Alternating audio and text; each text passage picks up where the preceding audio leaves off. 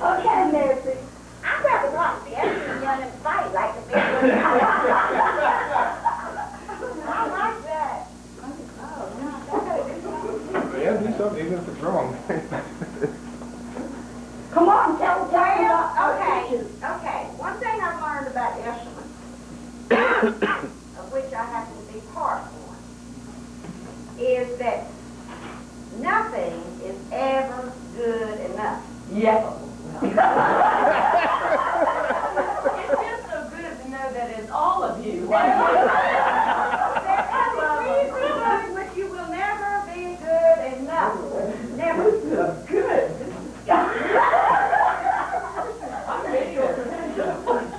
And unfortunately, the reason I turned out to be a very troubled person because my father was, nothing's ever good enough, and my mother was, all that's good enough. About anything. So I was very confused in how to live. Is that all you have to say about it? I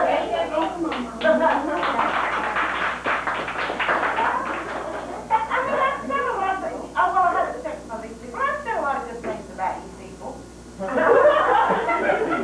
You people, is she one of them? Yes, but Well, in their struggles to be better and better and better, they managed to drive everybody else nuts, so they didn't get that. yes, Nancy, we know you love us. That's my wife. Spite of us. No, really, I think that's really the truth, though. As they're continuing to get better and better, they do drive other people nuttier and nuttier. But once these other people get nuttier and nuttier, then they recognize the goodness within the Eshelman's more. Okay. So that's enough. Okay, Mommy, we can count on you. You're the next. Count on you. Yeah, you tell how you feel about the Eshelman School. These kids are going to tell what they think about you. What? Well, I think that it's been very interesting and probably good for my children to hear other people talking about their disagreements because for some reason, one of my daughters in particular has a hard time dealing with the fact that her daddy has a brain and her mother has a brain and they don't always think alike. And so when we get into these heated discussions, this one little daughter of mine just goes bananas on us and we have to kind of hold our discussions to some place where she's not. Because otherwise we always feel very stifled with the situation and wondering what in the world we're doing to our poor daughter. That's rough or something, but I don't know. The Eshelmans, I think they're just, they're definitely individuals. They're workaholics. I think that from what I have read about the Mennonite people and people in that kind of a culture, I think that it tends to be there for most of them. That they, and where for people who just live in the Mennonite culture, they may not see this so much because the comparison is not there. But when you get out in the rest of the world, it's kind of like, we know how to work and we know how to have fun working. Where the rest of the world is acting like, boy, if I could figure out some way not to ever have to work, I sure would go for that. Well, I think that would be a real bore. And if that's part of being an Eshelman, well, personally, I'm glad I'm that way. I enjoy living like that. Okay. Miss Rosemary, it's your turn.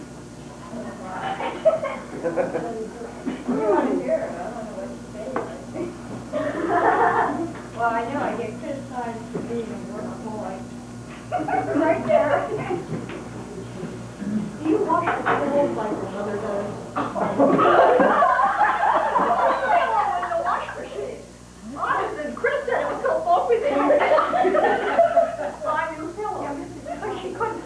We missed you, Junior. Well, the other day, she used a mop to wash the carpet and the floor.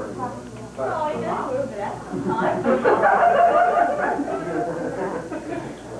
Well, I just find out if you want something done, you gotta do it yourself. Amen. Spoken like a true Eshelman. Okay, we've missed you, Kristen. I'm sorry. So stand up and defend the Eshelman then. Well, I'm proud to be an Eshelman. Amen. Because I go in my history and so on and see different things that have happened in my life. And if I didn't have the determination built into me that it did, how that might have really resulted in really some serious failures. And I've always looked at myself, and it came from my ancestors. I saw them as all somebody has to do is tell me you can't do it, and that made me really determined I'm going to prove they're wrong. I can do it. And one of the ways I'd like to sum this up is with this was my wife and our relationship. When I dated her, as you know, I said a while ago, I met her in a merry-go-round. I've been going around ever since. I did meet her in Rocky Springs on the merry-go-round. She says that I winked at her, and I say she winked at me. So that might have never been solved. But there was another young fellow with me that night, and his name is Chris, the same as mine. So that night we made up our mind, and she was with another girlfriend, and we thought we're going to take them home. So we met them where they would pick up the trolley at Rocky Springs. And we went out there and tried to coax them to get in the car. And they got in the car, she got in the front seat with me. Okay, now, when she got in the car and was going down the road, now her maiden name was Mary Smith. I never knew her before. So as we're going down, I said, by the way, I said, my name is Chris. And I said, well, the fellow back there, his name's Chris, too. And, you know, she looked at me like, oh, yeah. And I said, by the way, I said, what's your name? She said, my name's Mary. I said, Mary what? Mary Smith. And I said, oh, yeah. I said, sure. I said, your mother's probably married to Captain John Smith. She said, my father is John Smith. That's how they got started. We went together for 2 years before I kept teasing her about one of these days we're going to get married. Now, I was working on a farm at that time. And one day, we just had rainy weather. We had hay mowed at that time. I was hoping for the sun to come out to make this hay. And the weather forecast said again that day it was going to be raining for the next 2 days. When I was milking the cows that morning, I went to my boss in the barn. I said, you know what, the weatherman says it's going to rain for the next 2 days. You mind if I take off and get married?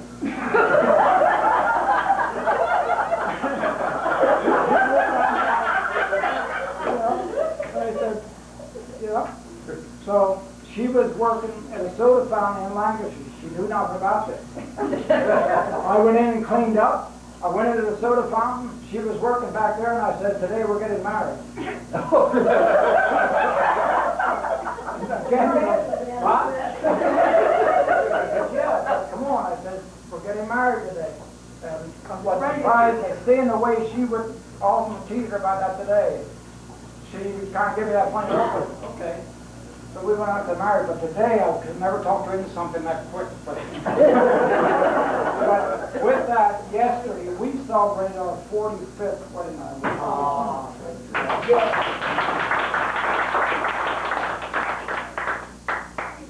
Okay, Chris, it's your turn.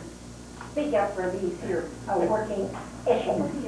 Well, my wife and I just celebrated our 20th wedding anniversary on June 5th. And I'd say, when I look at the Eshmans, I'm really proud of the Mennonite heritage I have. Amen, I And like the it. principles that I learned through that. I'm glad they're changing for the better. I look back on that, and I'm really glad my grandparents were Mennonites. I really am. I mean, even though I'm not in the Mennonite faith, there's things that still stuck by me all these years. That's the I'm truth. really happy about it. And her and I are really opposites and everything. I'm a perfectionist. She's, well, okay, you know, just slap it together.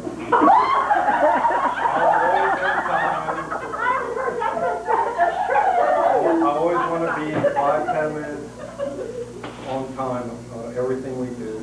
She's running things on the last minute, and I plan everything right out, you know, I map everything out. Just like this guy. She throws the map away. Even when I go on vacation, you know, I get everything all planned out. We went to Disney World and I had everything all mapped out. What we're going to see first. And we did it, maybe 2 attractions, and she said, why can't we just go on vacation and not have to go by a plan? So she's teaching me things and I'm teaching her things. It's all working out. And you had a good time anyway, didn't you? Yeah. I didn't know I could, but without a plan. Okay, Allison May. I'm a diehard Ashland. I like things in order. These opposites like and I met him in Sunday school. We were sitting in the circle, and I looked up and he winked at me, and the girl next door was sitting trying to kick me away. See that? See that? So then he asked me out, and I went out with him, and we got married about a year later, like that. So anyway, I'm proud to be an Eshelman. Good. We're proud to have you in the Eshelman family. Okay, Happy, we're coming right around there.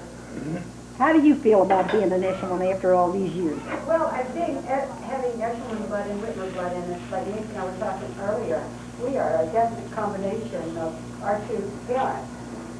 And I think probably, in many ways, I'm probably more like my father, and being very organized, methodical. I want everything clean and neat. Don't touch my pair of scissors. And don't take the scissors in and store it in a desk. And then other times, when I want something done, I'm not about to ask my husband to do it because he's going to take 6 months to figure out how to do it. I do it yesterday.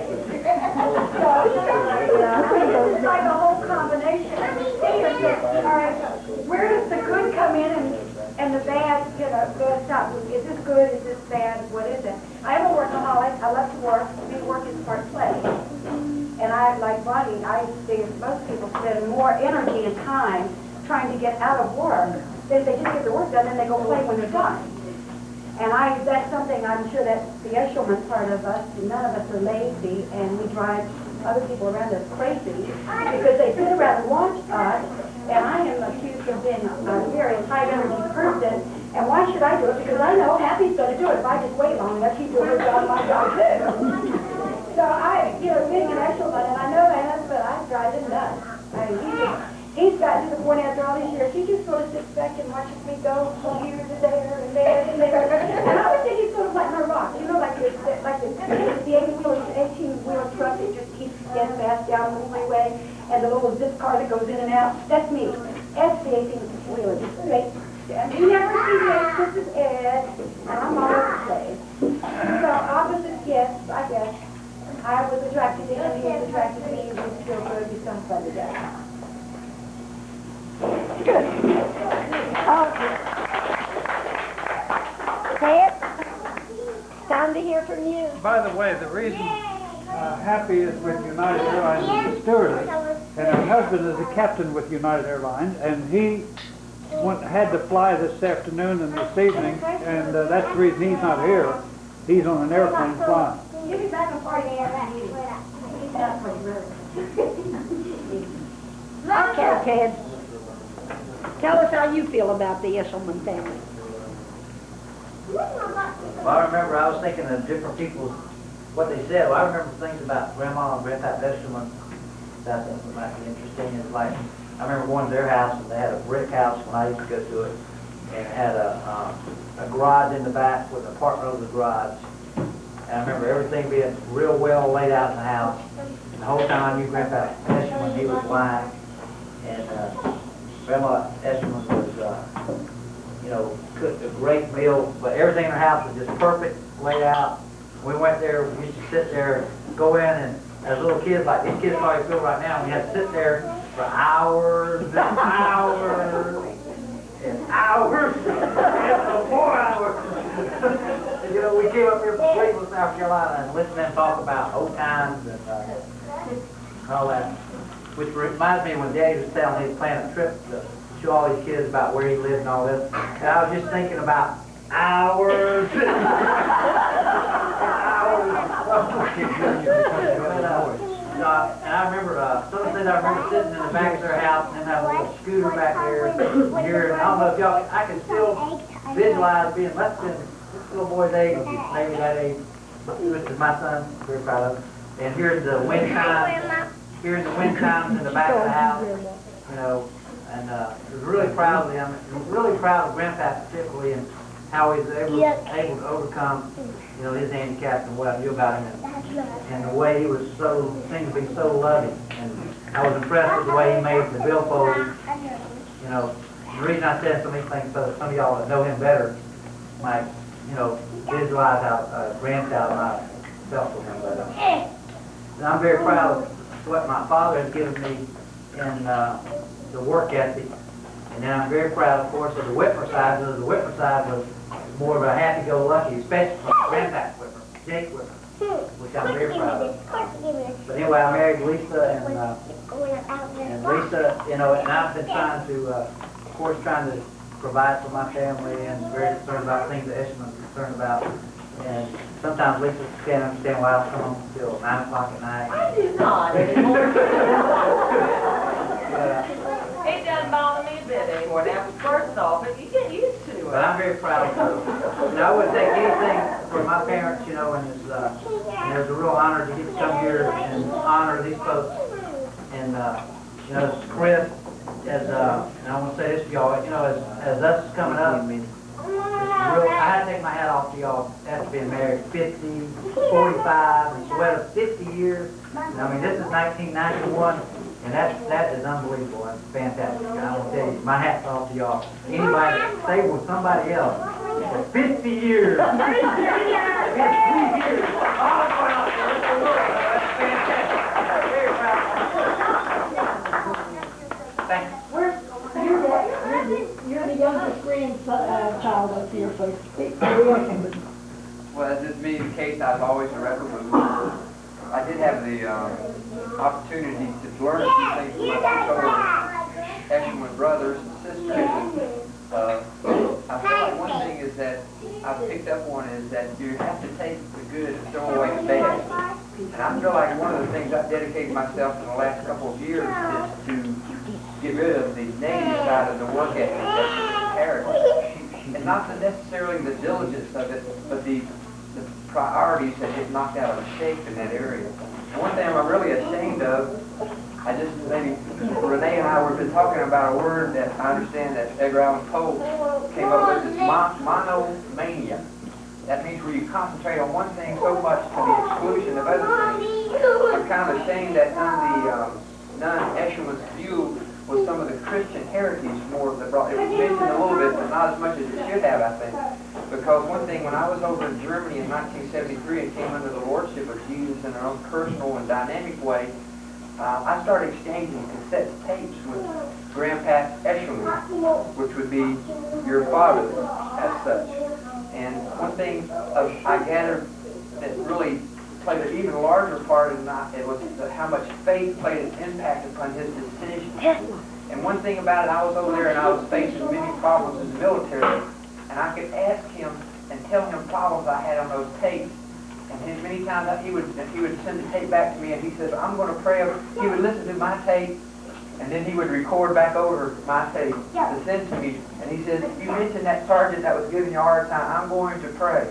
And like many times he would make me listen to a Mennonite radio station, which was kind of drab a bit.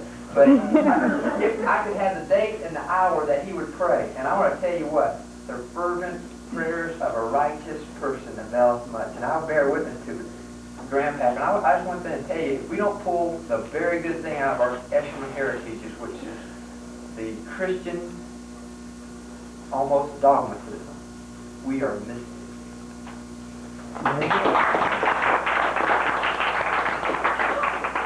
Now, wouldn't Grandpa Eshman enjoy being here? But since we are surrounded by so great a cloud of witnesses, who knows? Maybe he knows. Yeah, I was just thinking, do you think Grandma and Grandpa are sitting there saying, oh, it's so bad down there? No, they'd be traveling all right here, just like we are. Okay, now it's the grandchildren's turn. And Donna, come tell us what you think of us Eshelmans. You're going to be next. No, I'm not next. Teresa's next. Donna is our oldest granddaughter. She is Nancy's daughter. I feel like I came in on the tail end of a family, and Justin has always been more of a big brother than an uncle.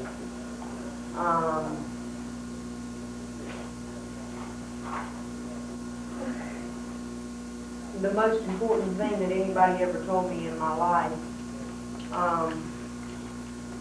was great-grandpa Benjamin. And we were sitting, I saw this man, this was 15 years ago, I guess, and we were on a boardwalk in New Jersey, and he was blind. And I really hadn't had a whole lot of conversation with the man in my lifetime. We sat there for all about 30 minutes and talked. And he told me I was a beautiful person. And he was blind. That meant everything. That meant everything. And it seems that as far as influence, there are many people here. We're all together for a reason.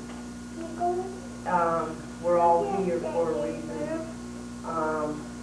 I might learn something from Ted that I would never learn from anybody else here. I'll learn something from Bonnie that I would have missed in anybody else. And all these people together make me who I am. They were talking about going on these tours, and Mom, Grandpa will have his tour, and Mom will have her tour. I want to be on it. I want to be there.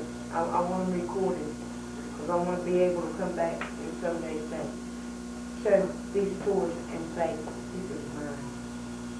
I know their story. I know the things. The main thing about this family that I am proud of is they did not accept the limitations they were born with. That is Christianity. That is Christ in all his divinity. That we are limitless. There's nothing.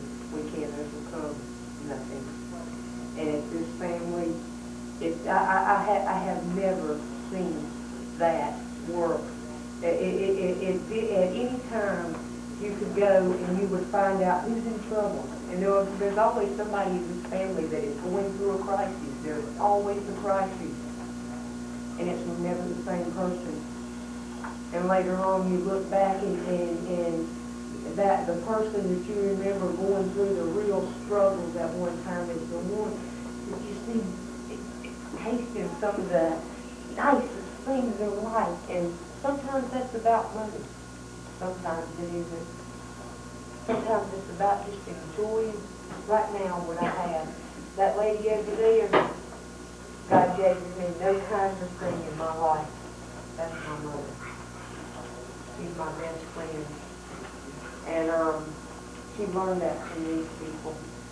I'm very proud to be part of this family. And I am privileged. Most privileged. That's all.